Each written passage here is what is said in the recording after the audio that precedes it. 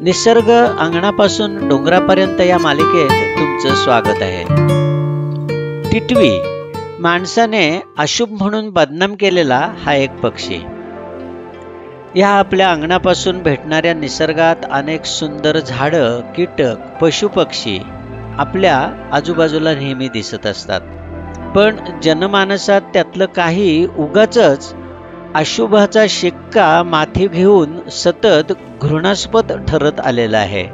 त्यातलेच हे दोन पक्षी म्हणजे टिटवी आणि घुबड। खरं तर दिसायला सुंदर अशी ही टिटवी जनमानसात सर्वांच्या परिचयाची पण नकोशी मानलेली।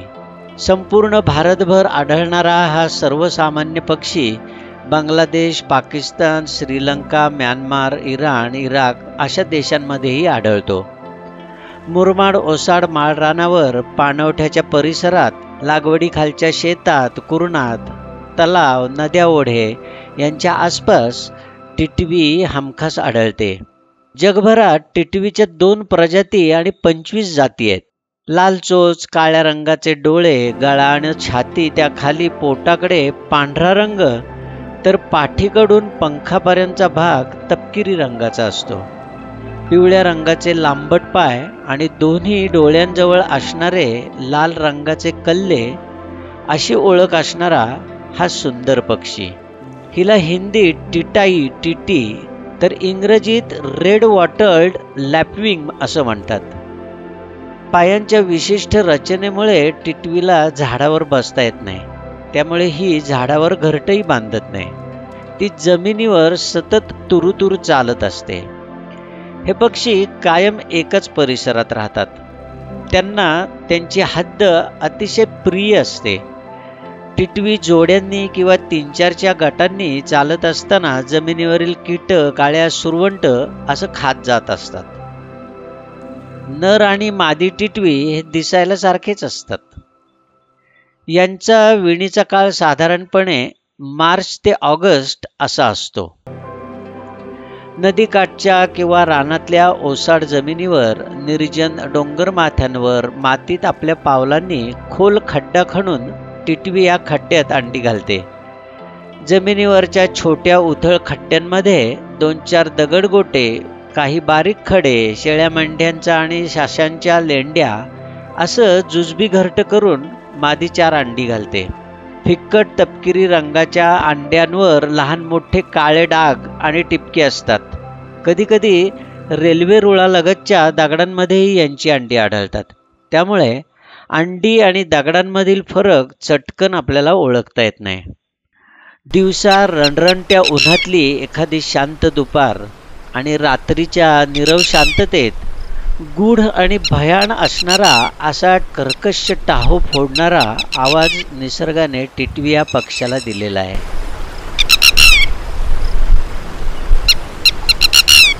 या पक्षाचे आपल्या पिल्लांवर अतोनात प्रेम असतं। आपल्या अंड्यांवर आणि पिल्लांवर यांचं अतिशय बारकाईने लक्ष असतं। अतिशय सावध अशी ही पक्षी प्रजाती आहे। यांच्या या दगडातल्या घरट्याजवळ कुणी जनावर, साप, मुंगूस, लांडगा, कोल्हा, कुत्रा किंवा माणूस फिरकल्याची चाहूल जरी लागली तरी टिटवी आकाश पाताळ एकत्र करते। जीवाच्या आकांताने आक्रोश करून आसमंत डोक्यावर घेते। नर मादी मोठमोठ्याने आवाज करून घरट्याच्या विरुद्ध दिशेने उडून लक्ष दुसरीकडे वेधून घेतात। कधीकधी अभिनय करत एक पाय दुमडून, पंख मोडून जमिनीवर मृतवत पडल्याचं ते नाटक करतात। त्याने शत्रूला भुलवत ते घरट्यापासून दूर नेऊन त्यांची दिशाभूल करतात आणि पिल्लांचं आणि अंड्यांचं रक्षण करतात। अशा नाटकाचे संकेत मिळताच पिल्लं जमिनीलगत आपले पाय दुमडून बसून राहतात। त्यामुळे ती दगडात ओळखूही येत नाहीत। असं हे आपल्या अंड्यांवर आणि त्यातून डोकावणाऱ्या लालचुटूक पिल्लांवर अतोनात प्रेम करणाऱ्या पक्ष्यांचं जोडपं पिल्लांच्या रक्षणासाठी ज्या आर्ततेने आणि आक्रोशाने ओरडत असतात, तो आवाज माणसाला मात्र अशुभ का वाटावा? अनेक कथा, कविता, लोकगीतांमध्ये टिटवी या पक्ष्याचा उल्लेख आढळून येतो। संत एकनाथ महाराजांनाही टिटवीवर भारूड लिहिण्याचा मोह आवरला नाही. तर मग अशी ही अखंड, सावध, सदैव जागरूक, कुटुंबवत्सल अशी ही टिटवी आपल्या आजूबाजूला शोधण्याचा आपणही प्रयत्न करूयात.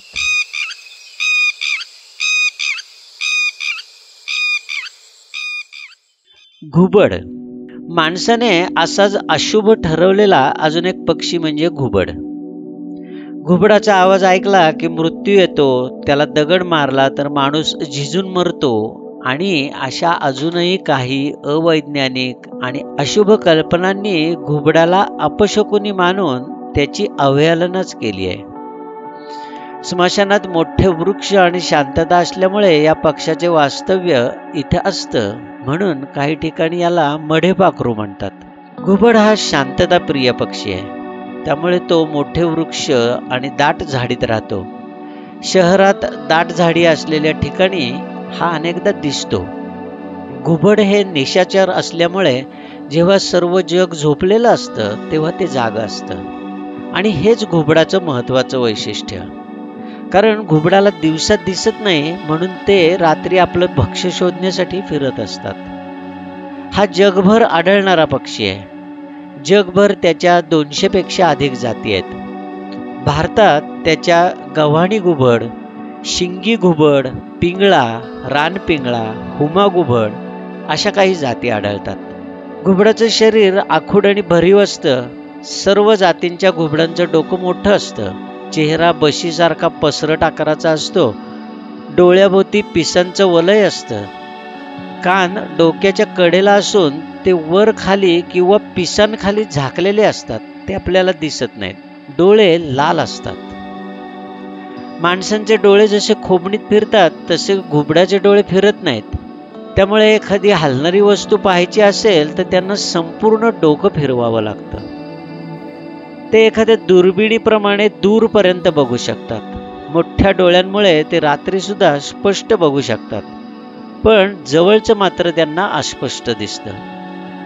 माणसासारखे दोन्ही डोळे समोरच्या बाजूला 360 अंशामध्ये फिरणारी मान आणि डोळ्याच्या दोन्ही पापण्यांची होणारी हालचाल यामुळे रात्रीच्या वेळी हा पक्षी थोडासा भीतीदायक वाटत असावा. याची चोच मजबूत असून गाळासारखी वळलेली असते. पाय मजबूत असून बोटांवर तीक्ष्ण नख्या असतात. काही घुबड्यांच्या डोक्यांवर पिसाचा तुरा असल्यामुळे त्याला शिंग असल्याचा भास होतो. अनेकदा त्याचा पिसारा राखाडी रंगाचा असल्यामुळे ते त्यांच्या अधिवासाशी एकरूप होतात. त्याने त्याचं शत्रूंपासून संरक्षण होतं. घुबडांचे पंख अतिशय मऊ असल्यामुळे उडताना त्यांच्या पंखांचा आवाज होत नाही. त्यामुळे घुबडाच्या पंजामध्ये सापडेपर्यंत उंदराला उडणाऱ्या घुबडाचा मागमूसही लागत नाही. हे उडताना त्यांची केवळ सावली दिसते, त्यामुळे उडणारं घुबड म्हणजे भूताची सावली असा समज रूढ झालेला आहे. अति तीव्र ध्वनिलहरी ऐकण्याची क्षमता असल्यानं त्याला अंधारातही आपलं भक्ष्य सापडतं. मिट्ट काळोखात जमिनीवर वावरणारे उंदीर आणि इतर लहान प्राण्यांच्या हालचालींमुळे होणाऱ्या सूक्ष्म आवाजाचा वेध घेऊन ती भक्ष्य पकडतात. बहुतेक सर्व घुबडं उंच जागेवरून भक्ष्याचा शोध घेतात. मोठ्या आकाराची घुबडं काही वेळेला सशांसारखे सुद्धा प्राणी उचलून नेतात. घुबड स्वतः घरटं बांधत नाहीत. त्याऐवजी ते ससाण्यांच्या किंवा कावळ्यांच्या जुन्या घरट्यांचा वापर करतात. घुबड शांतताप्रिय पक्षी असल्याने झाडांच्या ढोलीत, गुहेच्या किंवा उंच काड्यांच्या कपारीत जमिनीत खड्डे करून, तर कधी जुन्या पडीक इमारती, उजाड गावं, पडक्या इमारती, जुनाट किल्ले अशा ठिकाणी ते राहत असतात. रात्रीच्या वेळेला ते खूप भयावह आवाज काढतात. त्यांच्या प्रजातीप्रमाणे त्यांच्या आवाजात फरक होत असतो. मनुष्य वस्तीच्या जवळपास त्यातील पिंगळा प्रकारातील पक्षी अनेकदा पहाटेच्या वेळेस शहरातून विजेच्या तारांवर आणि खांबांवर आढळून येतो. नर घुबड मादी आणि पिल्लांसाठी अन्न गोळा करून आणतात. यांची पिल्लं 4-5 आठवडे घरट्यात राहतात. घुबड वर्षभर सुमारे 1000 उंदीर खातो. पिकांची नासधूस करणारे उंदीर, घुशी, ससे, पक्षी, साप, मासे, बेडूक, खेकडे आणि कीटकांना तो खात असल्यामुळे शेतकरी त्याला आपला मित्र समजतात. पर्यावरणाचा समतोल राखणारा आणि पर्यावरणपूरक अन्न साखळीतील घुबड महत्त्वाचा घटक आहे. जगभरात काही संस्कृतीतून घुबडाला शुभ तर काही संस्कृतीतून अशुभ मानलं गेलेलं आहे. काही देशातील पोस्ट विभागाने त्यांची तिकीटही प्रसिद्ध केली आहेत. प्राचीन युरोपियन आणि आधुनिक पाश्चात्य संस्कृतीत घुबडांना शहाणपण आणि सतर्कतेचं प्रतीक मानलं गेलंय. प्राचीन ग्रीसमध्ये कला आणि विद्वत्तेचं प्रतीक मानलं गेलंय. हिंदू परंपरेत घुबड हे देवी लक्ष्मीचं वाहन आणि संपत्ती, समृद्धी, शहाणपण, नशीब आणि भाग्य यांचं प्रतीक मानलं गेलं असून सुद्धा जनमानसात याला अपशकुनी का मानलं गेलंय हे कळत नाही. खरं पाहता माणसाला घाबरून लगेच उडून जाणारा गरीब आणि दिसायला आकर्षक असा हा पक्षी असून सुद्धा त्याची घुबडासारखा दिसणारी अशी अवहेलना केली गेली आहे. अंधश्रद्धा आणि गैरसमज यामुळे धोक्यात असलेल्या घुबड या पक्ष्याच्या संवर्धनासाठी पुरंदर तालुक्यातील पिंगुरी येथे पुण्यातील इला फाउंडेशन या संस्थेतर्फे 2018 साली देशातील पहिल्या उलूक महोत्सवाचं आयोजन करण्यात आलं होतं आणि दरवर्षी या संस्थेतर्फे असे उपक्रम होत असतात. ही बाब मात्र महत्त्वाची आणि अभिनंदनीय आहे. आपल्या देशातील अशा प्रकारचा हा पहिलाच महोत्सव आहे.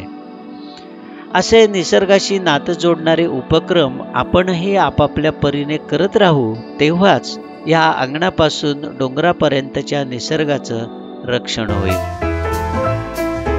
असे व्हिडिओ शहरातील प्रेक्षकांप्रमाणे ग्रामीण भागातील मुलांपर्यंत पोहोचवण्यासाठी जरूर शेअर करा, लाईक करा, बेल आयकॉनवर क्लिक करा आणि माझ्या या चॅनलला सबस्क्राईब करा. धन्यवाद.